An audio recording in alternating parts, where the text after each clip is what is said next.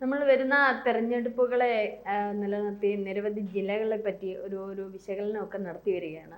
അപ്പം നേരത്തെ മുന്നേ എനിക്കൊന്ന് പത്തനംതിട്ട, തിരുവനന്തപുരം അല്ലേ, കോട്ടയം തുടങ്ങിയ ജില്ലകളിലേക്ക് പറ്റി ഒരു വിശകലനം നടത്തി.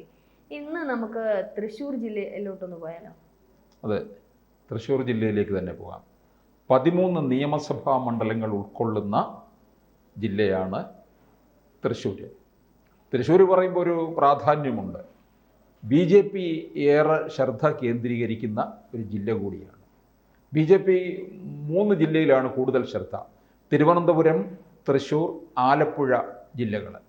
മറ്റ് ജില്ലകൾ വേണ്ടത്ര ശ്രദ്ധിക്കുന്നില്ലെന്നല്ല, തൃശ്ശൂരിൽ നിന്നാണ് പാർലമെൻറ്റിലേക്ക് ഒരു MPയെ BJPക്ക് കിട്ടിയിരിക്കുന്നത്. അതുകൊണ്ട് തീർച്ചയായിട്ടും അവിടെ സുരേഷ് ഗോപി ഉണ്ടാക്കിയ ഒരു മുന്നേറ്റം വരാൻ പോകുന്ന പഞ്ചായത്ത് നിയമസഭാ തെരഞ്ഞെടുപ്പുകളിൽ നിലനിർത്തണം, മുമ്പോട്ട് കൊണ്ടുപോകണമെന്നും പാർട്ടി ആഗ്രഹിക്കുന്നുണ്ട്. ഇതേ അവസരത്തിൽ കേരളത്തിലൊരു ഭരണവിരുദ്ധ വികാരം ഉണ്ട് എന്ന് എല്ലാവരും മനസ്സിലാക്കുമ്പോൾ UDF ആയിരിക്കുമോ അടുത്ത തവണ കേരളം ഭരിക്കുന്നത് എന്നുള്ള ഒരഭിപ്രായം ശക്തിപ്പെട്ടു വരികയും നിരീക്ഷകർ അത്തരത്തിൽ വിലയിരുത്തുകയും ചെയ്യുന്ന സാഹചര്യത്തിൽ നമുക്ക് ഈ 13 നിയമസഭാ മണ്ഡലങ്ങളിലേക്ക് പോകാം.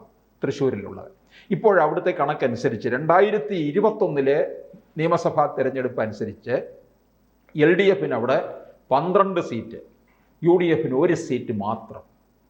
തിരുവനന്തപുരത്തെ കാര്യം പറഞ്ഞതുപോലെയാണ്. തിരുവനന്തപുരം ജില്ലയിലും 1 സീറ്റ് മാത്രമേ ഉള്ളൂ കോൺഗ്രസിനുള്ളത്. പിന്നെ ഇതിൽ LDFന് 12ആണ്. അപ്പോൾ ആ 12-ൽ CPMന് 7 ഇടത്ത്, CPIക്ക് 5 ഇടത്തും മാത്രമാണ് ഉള്ളത്. ഇതിൽ UDFനുള്ള ഏക മണ്ഡലം എന്ന് പറയുന്നത് ചാലക്കുടി മാത്രമാണ്. തൃശ്ശൂർ ജില്ലയിലുള്ള നിയമസഭാ മണ്ഡലങ്ങൾ എന്ന് പറയുന്നത് ചാലക്കുടി, ചേലക്കര, ഗുരുവായൂർ, ഒല്ലൂർ, കൊടുങ്ങല്ലൂർ, ഇരിങ്ങാലക്കുട, മണലൂർ, കയ്പമംഗലം, നാട്ടിക, കുന്നംകുളം, പുതുക്കാട്, വടക്കാഞ്ചേരി. ഈ 13 നിയമസഭാ മണ്ഡലങ്ങളിലെ കണക്കെടുക്കുമ്പോൾ നമുക്കറിയാം 2016 ഇവർക്ക് 11 കണക്ക് നോക്കുമ്പോൾ UDFന് 6 നിയമസഭാ മണ്ഡലങ്ങൾ ഉണ്ടായിരുന്നു, 7 എണ്ണം LDFനുമാണ് ഉണ്ടായിരുന്നത്. 2011 അന്ന് 2016 വരെ കോൺഗ്രസ് ഭരണമാണ്, ഉമ്മൻചാണ്ടി മുഖ്യമന്ത്രിയായിരിക്കുന്ന അവസരത്തിൽ. 2016 UDFന് ഉണ്ടായിരുന്ന ഒരു മണ്ഡലം എന്ന് പറയുന്നത് വടക്കാഞ്ചേരിയിലാണ്, അനിലക്കര നമ്മൾ ഓർക്കുന്നുണ്ടാകും. ലൈഫ് മിഷൻ്റെ പ്രശ്നം പ്രധാനമായി ഉന്നയിച്ചുകൊണ്ട് വന്നത് പിണറായി വിജയനെതിരെ അനിലക്കരയായിരുന്നു. അനിലക്കര വളരെ ചെറിയൊരു ഭൂരിപക്ഷത്തിൽ മാത്രമാണ് വിജയിച്ചത്. പക്ഷേ 2021 അനിലക്കരയുടെ കയ്യിൽ നിന്ന് വടക്കാഞ്ചേരി നഷ്ടപ്പെടുകയും ചെയ്തു. CPMൻ്റെ കയ്യിൽ ഇപ്പോൾ ഇരിക്കുന്ന മണ്ഡലങ്ങൾ 7 എണ്ണമാണ്. ആ 7 എണ്ണം ചേലക്കര, ഗുരുവായൂർ, ഇരിങ്ങാലക്കുട, കുന്നംകുളം, മണലൂർ, വടക്കാഞ്ചേരി, പുതുക്കാട്. 5 CPIയുടെ കയ്യിലാണ്. CPIക്ക് അല്പം സ്വാധീനമുള്ള ഒരു ജില്ലയാണ്.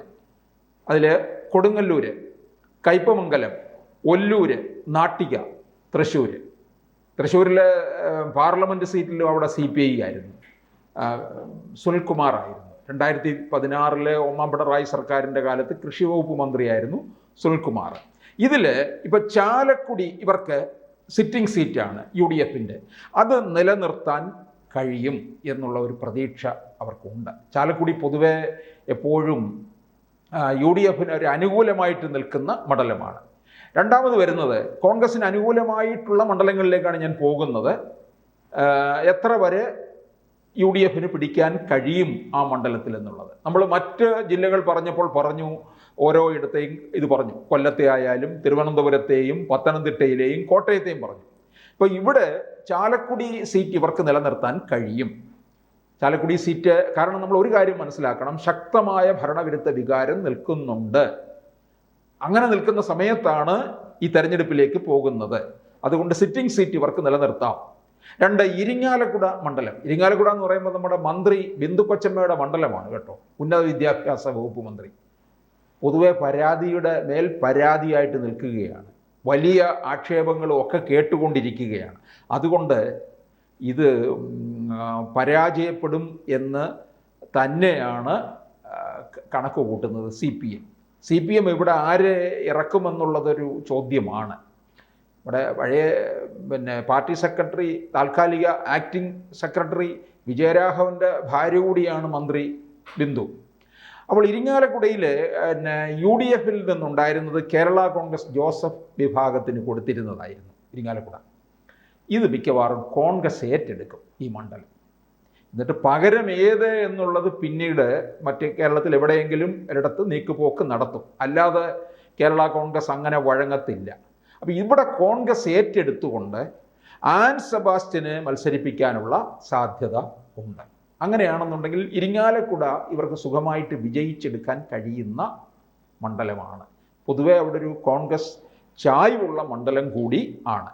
പിന്നെ വരുന്നത് വടക്കാഞ്ചേരി. 2016 ഇവരുടെ കൈവശം ഉണ്ടായിരുന്ന മണ്ഡലമാണ്. അനിൽ അക്കരയിലൂടെ ഈ ലൈഫ് മിഷൻ്റെ വിവരങ്ങൾ മുഴുവൻ, അഴിമതി കാര്യങ്ങൾ മുഴുവൻ നമ്മൾ അറിയുന്നത് അനിൽ അക്കര MLAയിലൂടെയാണ്. അപ്പോൾ അനിൽ അക്കര ഉന്നയിച്ച്, പക്ഷേ എന്നിട്ട് 2021 അനിൽ അക്കര പരാജയപ്പെടുകയും ചെയ്തു എന്നുള്ളതാണ്. അത് പൊതുവെ ഒരു LDF തരംഗം ഉണ്ടായിരുന്നു എന്നുള്ളതാണ്. അപ്പോൾ ഇപ്പോൾ എന്താണ്, ഒരു LDFന് വിരുദ്ധമായിട്ടുള്ള ഒരു തരംഗമാണ്, ഭരണത്തിന് വിരുദ്ധമായിട്ടുള്ള ഒരു തരംഗമാണ്, പിണറായിക്ക് വിരുദ്ധമായിട്ടുള്ള ഒരു തരംഗവും കേരളത്തിൽ നിൽക്കുമ്പോൾ വടക്കാഞ്ചേരി മണ്ഡലം ഈ കോൺഗ്രസ്സിന് തിരിച്ചു പിടിക്കാൻ കഴിയും എന്നുള്ളത് വ്യക്തമായിട്ടുള്ള ഒരു കാര്യമാണ്. അപ്പോൾ അവിടെ അതിശക്തമായിട്ടുള്ള ഒരു പോരായിരിക്കും നടക്കുന്നത്. 4ാമത്തെ മണ്ഡലം എന്ന് പറയുന്നത് കൊടുങ്ങല്ലൂർ മണ്ഡലം. ഇത് CPIയുടെ കയ്യിലിരിക്കുന്ന മണ്ഡലമാണ്.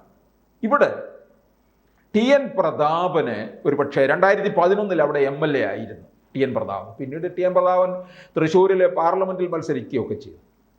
19 അവിടുന്ന് വിജയിപ്പിച്ചു. 24 മത്സരിക്കാനായിട്ട് പോസ്റ്ററൊക്കെ അടിച്ചപ്പോഴാണ് വടകരയിൽ നിന്ന് മുരളീധരനെ ഇങ്ങോട്ടേക്ക് ഇറക്കിയത്. കാരണം BJPയുടെ സ്ഥാനാർത്ഥി, വിജയസാധ്യത കാണിക്കുന്ന സ്ഥാനാർത്ഥി എവിടെയുണ്ടോ അവിടേക്ക് നമ്മുടെ മുരളീധരനെ ഇറക്കി വിടും. നേമത്ത് വിജയിക്കുമെന്ന് കണ്ടപ്പോൾ ഉടനെ മുരളീധരനെ ഇങ്ങോട്ട് കൊണ്ടുവന്നിറക്കി. വടകരയിലേക്ക്, വട്ടിയൂർക്കാവിൽ നിന്ന് വടകരയ്ക്ക് വണ്ടി കയറ്റിയതാണ്. ഇനിയിപ്പം മുരളീധരൻ അതൊന്നുമില്ല. മുരളീധരൻ മിക്കവാറും ഇനിയിപ്പം നോട്ടം എന്ന് പറയുന്നത് തരൂർ ഇവിടുന്ന് കോൺഗ്രസിൽ നിന്ന് പാക്ക് ചെയ്ത് പോയി കഴിഞ്ഞാൽ തിരുവനന്തപുരം പാർലമെൻറ്റ് മണ്ഡലത്തിൽ മുരളീധരന് നോട്ടമുണ്ട്. വട്ടിയൂർക്കാവിൽ മുരളീധരൻ നിൽക്കാനുള്ള സാധ്യത കുറവാണ് എന്നും അറിയുന്നുണ്ട്. അപ്പോൾ TN പ്രതാപൻ 2011 കൊടുങ്ങല്ലൂർ മണ്ഡലത്തിൽ നിന്ന് തീരദേശ മണ്ഡലമാണ്. അപ്പോൾ ആ വിഭാഗത്തിൽപ്പെട്ട വോട്ട് നന്നായി സമാഹരിക്കാൻ TN പ്രതാപന് കഴിയും.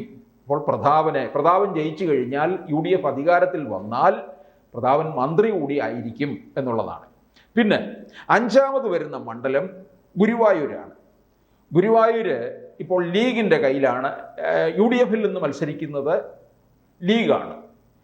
ലീഗിൻ്റെ കയ്യിൽ നിന്ന് ഇത് കോൺഗ്രസ് ഏറ്റെടുക്കാൻ സാധ്യത ഉണ്ട്. അങ്ങനെയാണെന്നുണ്ടെങ്കിൽ അപ്പോൾ ഇത് ചില നീക്കുപോക്കുകളാണ്. ഞാൻ നേരത്തെ പറഞ്ഞല്ലോ, കേരള കോൺഗ്രസ് ജോസഫ് വിഭാഗത്തിൻ്റെ കയ്യിൽ നിന്ന് ഇരിങ്ങാലക്കുട ഏറ്റെടുക്കും, കോൺഗ്രസ് ഏറ്റെടുക്കും, പകരം കൊടുക്കും. അതുപോലെ ലീഗിനും, ലീഗ് അങ്ങനെയാണ് ആർഗ്യൂ ചെയ്യുന്നത്, അല്ലാതെ ലീഗ് കയ്യിലിരിക്കുന്നതൊന്നും വിട്ടുകൊടുത്തൊരു കളിയില്ല. അപ്പോൾ ലീഗിൻ്റെ കയ്യിൽ നിന്ന് കോൺഗ്രസ് ഇത് ഏറ്റെടുത്ത് കഴിഞ്ഞാൽ സന്ദീപ് വാര്യരെ അവിടെ മത്സരിപ്പിക്കും ഗുരുവായൂർ. നമ്മൾ വിചാരിക്കും പെട്ടെന്ന് ലീഗിനാണോ അവിടെ മെജോറിറ്റി? അന്ന് മുസ്ലിം വിഭാഗം ധാരാളമുള്ള ഒരു മണ്ഡലം കൂടിയാണ് ഗുരുവായൂർ.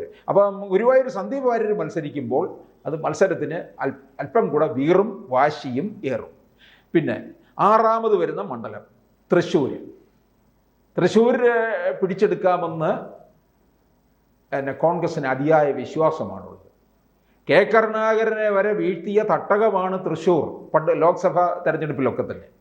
VM സുധീരനെ അവിടെ രംഗത്തിറക്കാൻ സാധ്യതയുണ്ടെന്ന്. VM സുധീരൻ മുതിർന്ന നേതാവാണ്. അദ്ദേഹം തെരഞ്ഞെടുപ്പ് രംഗത്തേക്ക് ഇനി ഇല്ല, അങ്ങനെ വിട പറഞ്ഞു നിൽക്കുകയാണ്, തെരഞ്ഞെടുപ്പ് രംഗത്ത് നിന്ന് മാറി നിൽക്കുകയാണ്. പക്ഷേ ഹൈക്കമാൻഡ് ഒരുപക്ഷെ ഇടപെടാനുള്ള സാധ്യതയുണ്ട്. ഹൈക്കമാൻഡ് ഇടപെട്ട് കഴിഞ്ഞാൽ അവിടെ അദ്ദേഹത്തിനെ നിർത്തി വിജയിപ്പിക്കാനുള്ള സാധ്യതയുണ്ട്. വിജയിച്ചു കഴിഞ്ഞാൽ അദ്ദേഹത്തിന് മുഖ്യമന്ത്രി സ്ഥാനത്തേക്ക് വരെ അദ്ദേഹത്തെ മുമ്പിൽ കൊണ്ടുവരാം. പക്ഷേ അങ്ങനെ കൊണ്ടുവരുമ്പോൾ VM സുധീരനെ അങ്ങനെ ഇറക്കി നിർത്തി ജയിപ്പിച്ചു കഴിഞ്ഞാൽ മുഖ്യമന്ത്രി സ്ഥാനത്തേക്ക് കൂടായാൽ മുഖ്യമന്ത്രിമാരുടെ പട്ടിക ഇവിടെ നീണ്ടു പോകും. പിന്നെ 6 മാസം കൂടുമ്പോൾ മാറ്റിക്കൊണ്ടിരിക്കണം. കർണാടകത്തിൽ 2.5 വർഷത്തെ എഗ്രിമെൻറ്റിലാണ് സിദ്ധരാമയ്യ കയറിയിരിക്കുന്നത്. ഇവിടെ 1 വർഷം 6 മാസം കൂടുമ്പോൾ മുഖ്യമന്ത്രിമാരെ കോൺഗ്രസ്സിൽ ഇങ്ങനെ മാറ്റിക്കൊണ്ടിരിക്കണം. അപ്പം വിജയസാധ്യതയുള്ള 6 ഇടങ്ങളും കോൺഗ്രസ് ആയിരിക്കും മത്സരിക്കുന്നത്. ആ സീറ്റുകളെന്ന് പറയുന്നത് 1 ചാലക്കുടി, 2 ഇരിങ്ങാലക്കുട, 3 വടക്കാഞ്ചേരി, 4 കൊടുങ്ങല്ലൂർ, 5 ഗുരുവായൂർ, 6 തൃശ്ശൂർ. അവിടെ 40% ക്രൈസ്തവരും ഒക്കെ ഉള്ളതാണ്.